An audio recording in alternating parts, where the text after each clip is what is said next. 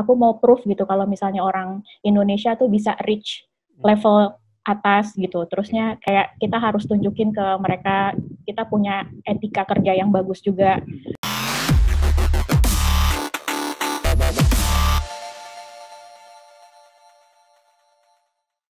Ya, Singapura aman ya? Aman. Iya. Gimana nih dengan kondisi hari ini di Singapura? Kayaknya lockdown kan Singapura ya? Iya nggak sih? Nggak lockdown sih, bahasanya circuit breaker. Oke, circuit breaker.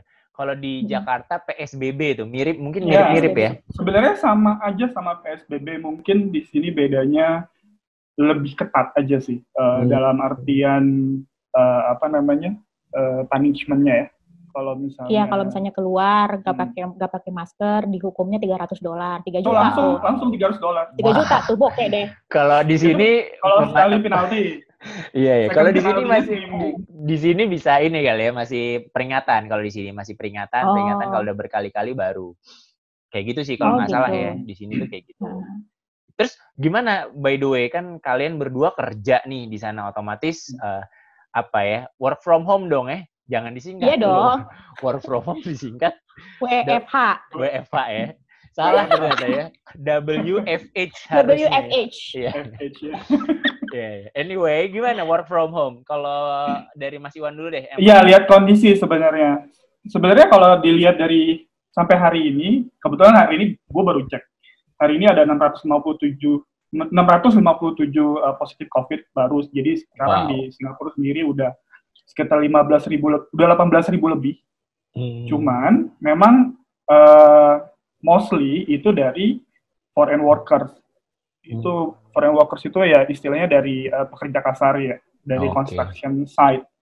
Sebenarnya kalau dibilang local transmissionnya di sini cukup rendah sih, Mas. Jadi setiap hari itu yang banyak itu yang tinggal di dormitories. Jadi government-nya sekarang tuh sudah bikin bahasanya isolation tempat gitu ya. Facility buat mereka. Oh iya. Karena banyak juga ya pekerja dari Malaysia yang kerja di Singapura, pulang pergi kalau nggak salah gitu ya. Yang kemarin gue baca tuh gitu tuh, bener ya? Ya. Mostly sih untuk pekerja kasar dari Bangladesh, India gitu sih. China juga ada. China juga. Ya. Mereka sih yang paling banyak kena karena tinggalnya di satu dormitory gitu. Dormitory. Jadi satu kena, semuanya kena. Gitu. Dormitory itu kayak apa? Satu lingkungan asrama. Oke, siap. Kalau Mbak Nana gimana? Mbak Nana tuh kan kalau nggak salah terakhir tuh arsitek-arsitekan gitu ya kerjaannya. Urban planner. Iya. Bedanya adalah arsitek bikin bangunan, urban planner ngetata kota. Aduh. Gitu bedanya. Mustinya nih yang di Kalimantan nanti ibu kota baru. Aku ikut loh kompetisinya kemarin, cuma nggak menang. Oh gitu. Iya, cuma nggak menang. Kamu nggak ada orang dalam sih. Kalau di Indonesia kan ada orang dalam. Iya nih. Oke, gimana kalau Mbak Nana kerjaannya, Mbak? Project kita rata-rata tuh di Cina. Nah, Cina kan udah selesai nih mereka. Nah, jadi mereka udah mulai keep up. Kitanya yang sekarang ini slowing down. Udah ribet banget. Stressful. Yeah. Cuma ya udah gimana. Cuma kan kalau misalnya work from home jadi bisa ketemu suami. Yes, of course. Ketemu suami lebih sering, walaupun di rumah aja, nggak kemana-mana, duduk di situ sampai suami bilang ini istri gue dari pagi sampai malam kerja mulu, kayak gitulah. Iya, yang penting jangan lupa buat kopi ya, Mas Iwan ya.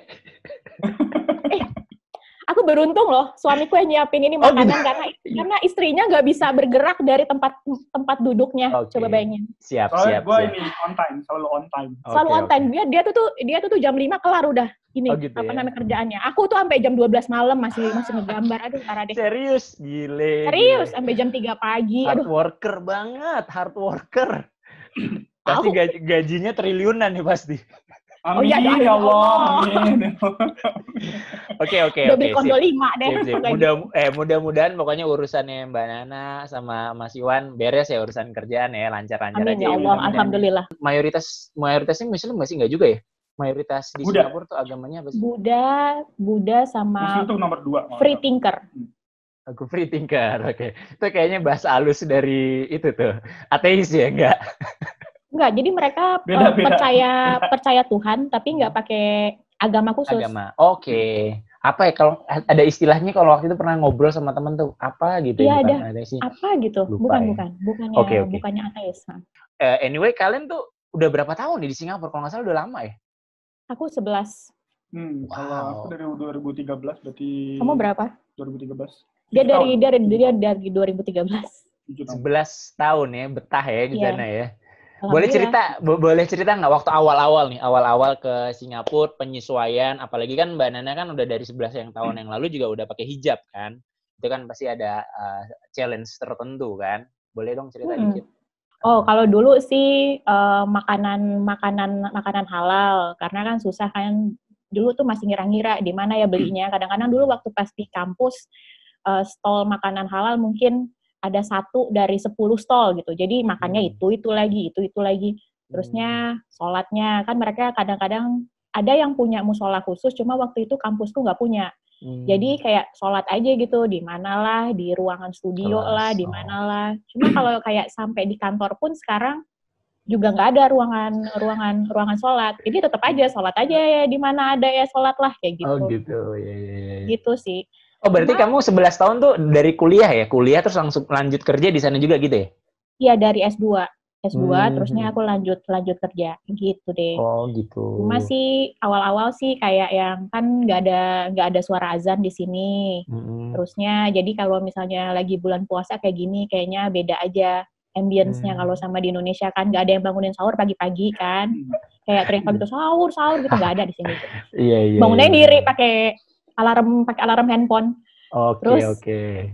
Apa namanya? Tapi mulai terbiasa sih. Jadi sekarang udah tahu celahnya tuh gimana, cari makanan halalnya tuh gimana. Terusnya kayak nggak kalau misalnya kita tinggal di Indonesia tuh kayak masalah-masalah kecil, misalnya ada orang makan harus ditutupin gitu. Kalau misalnya karena udah di sini lama, jadi kayaknya kita nggak make it a big deals gitu. Kalau kayak ngeliatin orang makan, justru malah yang ya udah gitu, orang iman lo kenapa harus goyah ngeliatin orang makan, padahal kayak aku tuh puasa satu kantorku pada makan, ya udah makannya sono gitu. Oh gitu. Puasa aja. Tapi memang kalau di kantor sendiri yang mohon maaf yang muslim dirimu saja, pada teman yang lain juga? Satu kantor tuh yang muslim dikit banget sih, bisa dihitung pakai jari. Kalau di timku cuma aku doang. Oh, I see. Nah, tunggu, balik lagi ke zaman kamu kuliah. Pas kamu kuliah di kampus pun juga yang pakai hijab nggak banyak kan kayaknya? Apa banyak? Enggak. Satu angkatan aku yang pakai jilbab mungkin cuma 2. Pernah nggak ngalamin sesuatu yang apa ya? Rasis. Something like that lah. Dulu waktu pas kerja, jadi dulu bosku punya PA, personal assistant. Entah kenapa dia tuh nggak suka sama aku lah ceritanya. Jadi kadang-kadang segala macam dijadiin bahan buat dia ngomel deh gitu. Karena misalnya proyekku di Cina tapi aku tuh ke Cina gitu. Jadi kayak yang menurut dia tuh ngapain sih dikirimin sih lo, kayak ngabisin duit doang, lo nggak bisa pakai bahasa Cina juga dan gitu-gitulah. Terusnya iyalah making kayak kalau misalnya aku pakai jilbab ini kan jatuhnya ke rasnya Malay kan, ini Melayu kan. Melayu. Ya, bukan part of Chinese, jadinya segala ras inilah Melayu lah, aku tuh Muslim lah, aku tuh nggak bisa pakai bahasa Cina lah, itu dijadiin alasan buat dia untuk dia bete aja sama aku. Cuma aku ya cuek aja, orang selama bosku suka sama ini kerjaanku, ngapain kenapa mesti sibuk. Cuma kesel juga sih, kayak pernah sih sampai nangis sih. Oke, serius. Terusnya aku tuh nangis sama dia, dibilangin aku cari muka karena aku nangis, padahal gara-gara omongannya dia.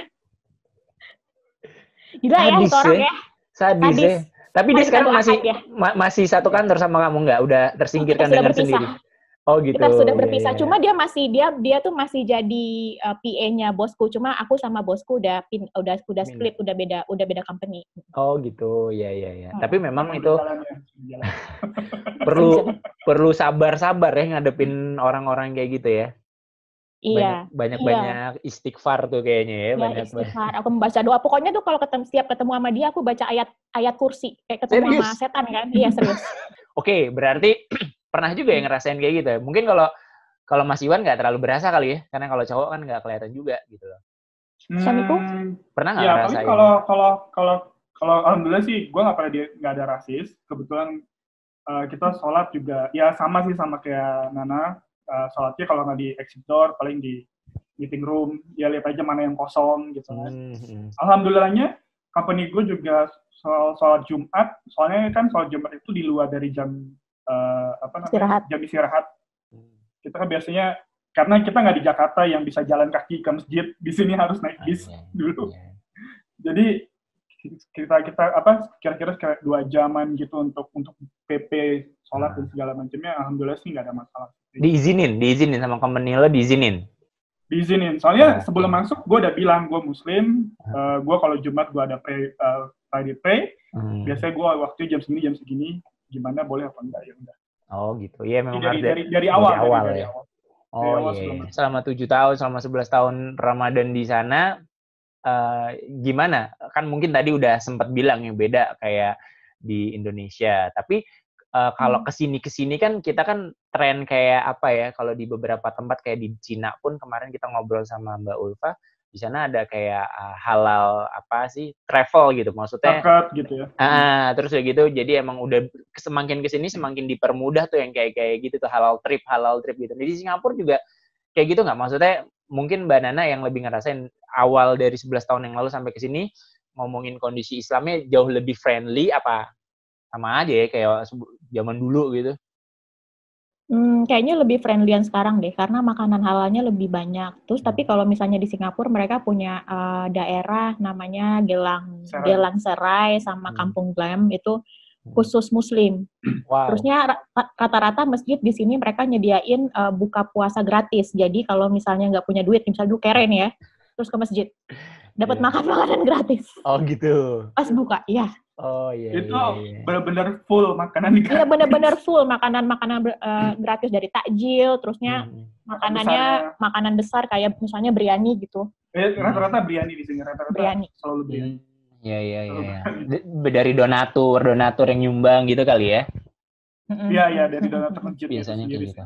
Sekarang kan kondisinya kita sama-sama tahu ya, kondisi pandemik ini sangat-sangat luar biasa mendunianya gitu lah. Dan di Singapura apalagi kan. Harusnya tuh selesai tanggal 4 Mei. Ya. Terusnya tapi karena kasus besok ya harusnya. Iya, harusnya kita udah masuk kantor lagi nih.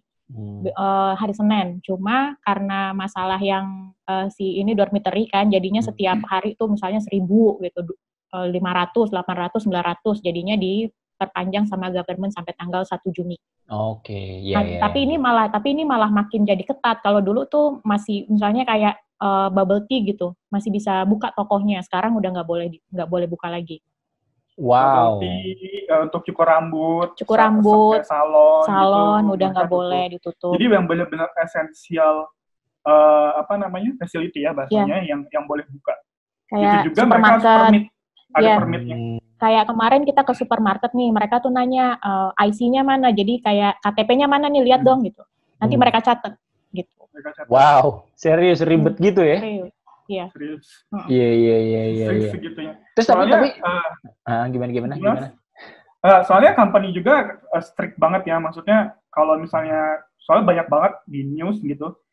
Misalnya ada yang employer perusahaan yang bahasanya yang breaching circuit breaker, dia company-nya kena penalti. Yang kedua, karyawannya kalau bukan orang Singapura langsung disuruh pulang ke negaranya. Oh gitu. Nggak boleh balik lagi di Bangladesh. Iya.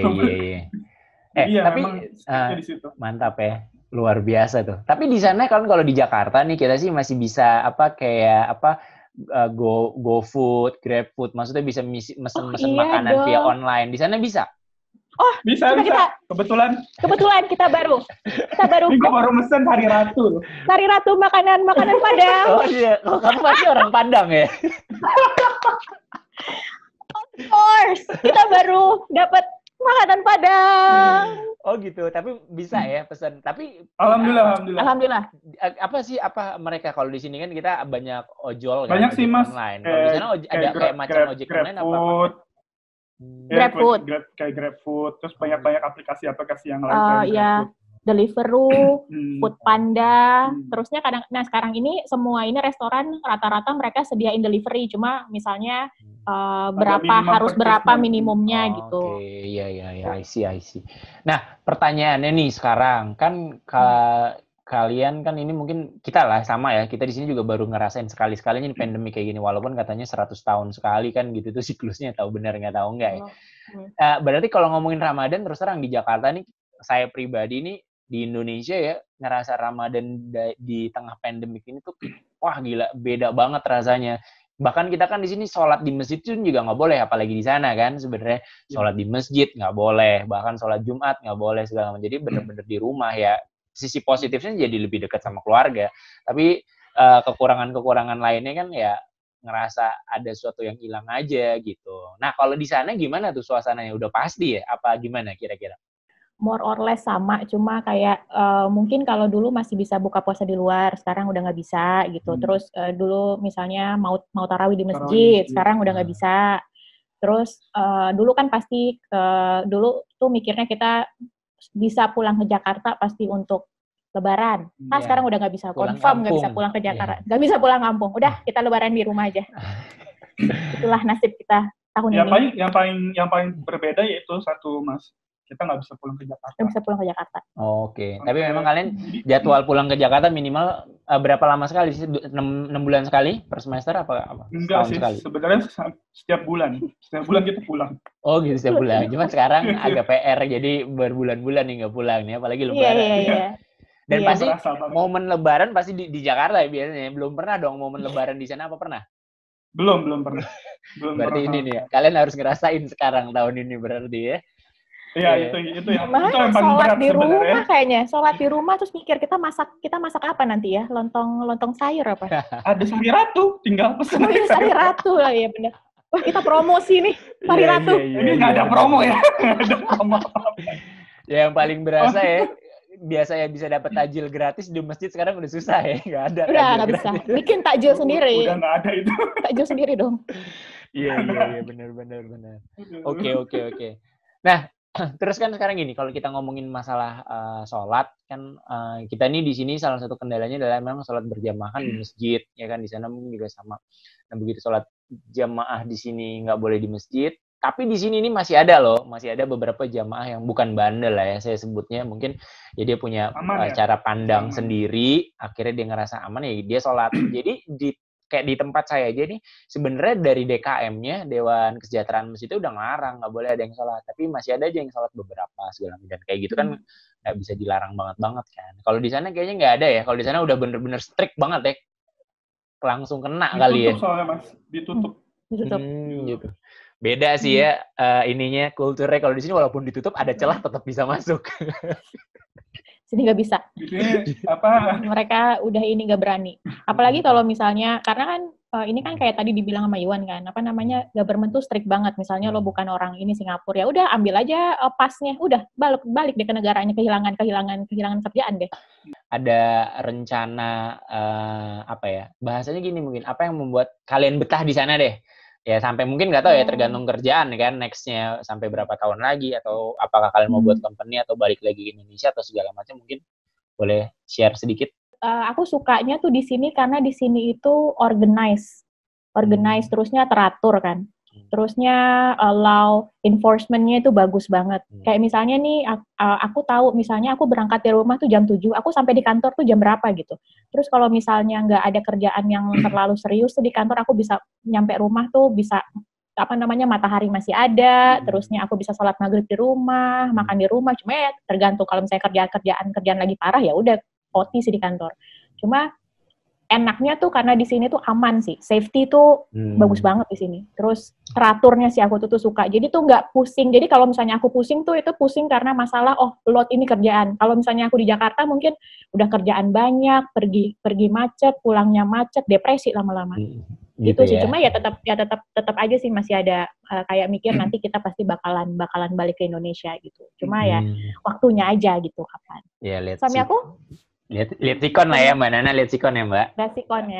Ya, kalau Mas sebenarnya yang enaknya itu salah satunya adalah antara Jakarta atau Indonesia sama Singapura itu culture-nya nggak terlalu berbeda gitu loh. Muslimnya juga baik-baik, non Muslimnya juga oke, nggak yang kayak dibilang orang-orang. Gitu. Oh iya, itu juga sih. Itu salah satunya gitu ya. Terus yang kedua makanannya mirip, bahkan kita dapat sayur ratu di sini. Kamu udah 3 kali lo promosi lo. Nggak, maksudnya selain makanan Padang, makanan Indonya juga banyak yang autentik gitu loh. Jadi maksudnya dan dekat sama Jakarta, kalau misalnya ada apa-apapun di Jakarta, ya walaupun sekarang ada pandemik ya, istilahnya kalau kita lagi nggak pandemik kayak gini, kita pulang ke Jakarta juga, ya bahasanya kayak 1,5 jam atau 2 jam gitu. Jadi intinya nggak jauh dari Jakarta, culture-nya juga berbeda dari Jakarta atau dari Indonesia, ya itu sih yang membuat kita betah ya. Oh ya, aku nambahin lagi satu lagi. Kalau misalnya di sini tuh mereka tuh kalau misalnya di Jakarta kayaknya gampang terprovokasi gitu. Tapi kalau misalnya di sini tuh orangnya kayak lebih individual. Jadi lo gue gitu. Jadi nggak ambil ribut. Somehow itu juga mikir kadang-kadang ngebuatin kita jadi agak lebih ngerasa lonely karena kan mereka kan kayak nggak terlalu care kan. Tapi di satu sisi itu juga bagus. Jadi lo nggak bakalan diributin kayak kenapa sih lo jilbabnya kok cuma segitu sih gitu. Kenapa sih lo nggak pakai ini kayak gitu-gitu. Atau misalnya kayak zaman dulu di Indonesia lagi bahkan kayak kultum sholat Jumat dimasukin ini politik. Kalau di sini enggak. Di situ mereka kalau misalnya di sini mereka tuh ceramah kayak mostly untuk mendoakan semoga kita itu nggak cuma Muslim gitu, kita Singapura orang ini mau orang Kristen kayak Buddha kayak bla kita selamat kayak gitu. Jadi nggak ada kayak appointing itu mereka salah, ya ayo kita basmi mereka gitu, nggak ada sih. Iya. Gitu ya, iya. Itu yang ngebuatin tenang sih kayak yang benar. Mereka tuh memang ngejaga harmoni banget sih orang negara cuma sekecil inilah. Ya toleransi lah ya bahasanya ya. Budaya toleransi lah ya. Toleransinya oke berarti. Iya, oke. Nah, mungkin gini Mbak sama Mas Iwan, closing statement nih buat dari kalian perihal tentang kondisi kan kalian bisa dikatakan anak milenial bukan ya? Masih lah ya. Kita masih milenial harusnya ya. 90s, we are 90s. 2000. Kan bisa dikatakan kalian kan bisa dibilang boleh dikatakan sukses di sana, bahkan kalian adalah orang Indonesia yang di hire ya, apalagi Mbak Nana kan kerjaannya urban legend kan. Urban legend. Mobile legend maksudnya. Ya kerjaannya kan luar biasa gitu kan. Nah, mungkin boleh dong ngasih pesan-pesan lah buat teman-teman yang ada di Indo. Ngebuatin diri kita berguna aja kali ya, nggak usah ngabisin waktu untuk sesuatu yang useless lah. Kayak Indian kan sukses itu kan bergantung di diri kita sendiri, seberapa gede effortnya kita untuk dapetin apa yang kita mau dapet gitu. Kadang-kadang kan banyak ngurusin orang jadi capek sendiri gitu, ngapain sih, nggak ada untungnya gitu. Mending fokus aja, try to reach your dreams, terusnya do your best. Kalau misalnya aku sih, karena kan mungkin kalau misalnya di kantor gitu, orang Indonesia di kantorku tuh berapa orang doang. Nah itu tuh kayak yang aku mau proof gitu, kalau misalnya orang Indonesia tuh bisa reach level atas gitu. Terusnya kayak kita harus tunjukin ke mereka kita punya etika kerja yang bagus juga. Apalagi aku Muslim, aku tuh pakai jilbab. Untuk di level segitu itu yang pakai jilbab bisa dihitung pakai jari atau bahkan mungkin nggak ada. Terusnya aku tuh mau proof kayak ini tuh bukan halangan aku untuk bisa berkarir, sukses gitu. Itu itu berkarir. Aku sholat 5 waktu sehari itu bukan alasan aku nggak bisa ikut rapat dan accomplish what I should accomplish gitu. Kadang-kadang kan mereka kan ada yang bilang, kenapa sih lo harus sholat sih 5 kali nih sehari, ngabisin waktu deh, bukannya lo sibuk gitu. Cuma kan kalau aku kan tidak mikirnya begitu gitu. Aku bisa selesain kerjaanku walaupun 5 kali sehari gue mesti cabut untuk sholat dulu paling itu cuma 5-10 menit udah kelar. Gitu. Nah, itu aku mau proof kalau kita Muslim, kita orang Indonesia kita bisa. Mantap. Ya Allah. My husband, do you want to speak? Vote for Nana. Nana for wali kota Jakarta Timur. Jangan dong, Gubernur Padang. Gubernur Sumatera Barat ya. Tapi keren banget lah. Artinya memang itu pesan yang harus diambil tuh tadi closing statement dari kalian ya. Mbak Nana tadi juga bilang gimana caranya kita orang Indonesia, kita as a Muslim ya, apalagi dengan simbol hijabnya Mbak Nana harus bisa nunjukin kalau kalian ini kita bisa mencapai level hari ini yang nggak kebanyakan orang bisa gitu, dan mungkin bisa lebih tinggi lagi kan. Itu kan yang diharapin juga kan sama orang, gimana kita orang Indonesia apalagi Muslim berprestasi di negara orang. Wah, itu keren banget sebenarnya, dan itu yang harusnya dicontoh sama teman-teman milenial nih yang ada di Indonesia seperti kalian. Wih. Ya Allah. Amin ya Allah. Indonesia nggak ada menghalangi kita untuk sukses ya sebenarnya. Oke, mantap nih. Ya kan, benar-benar. Berangkatlah kamu dalam keadaan berat ataupun ringan kan? Iya, benar ya. Terus. Itu ayat berapa ya, aku lupa.